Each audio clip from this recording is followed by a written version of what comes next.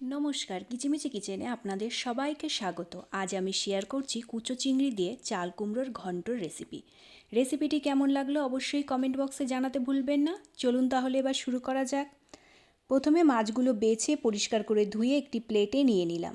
এবার একে একে লবণ হলুদ মাখিয়ে কিছুক্ষণ রেস্টে রেখে দিলাম।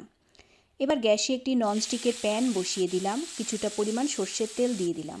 তেল গরম হয়ে গেলে মেখে রাখা কুচো চিংড়িগুলো দিয়ে দিলাম। হালকা লালচে কালার হয়ে গেলে ভেজে একটি প্লেটে তুলে নিলাম।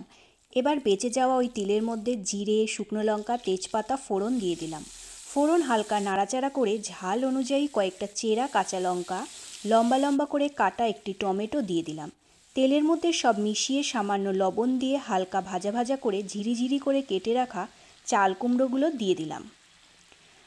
লবণ হলুদ দিয়ে মিশিয়ে মিডিয়াম ফ্লেমে ঢাকা দিয়ে দিলাম। চাল কুমড়ো থেকে জল ছেড়ে গলতে শুরু করলে আদা বাটা দিয়ে মিশিয়ে নিলাম। অল্প পরিমাণে জল দিয়ে দিলাম। চাল কুমড়ো সিদ্ধ হয়ে গেলে ভাজা জিরের গুঁড়ো, 1 চামচ চিনি দিয়ে আরও একবার সমস্ত কিছু মিশিয়ে ভেজে রাখা কুচো চিংড়িগুলো দিয়ে চাল কুমড়োর সাথে মিশিয়ে নিলাম। জল শুকিয়ে গেলে নামিয়ে নিন কুচো চিংড়ি দিয়ে চাল কুমড়োর ঘন্ট। ধন্যবাদ।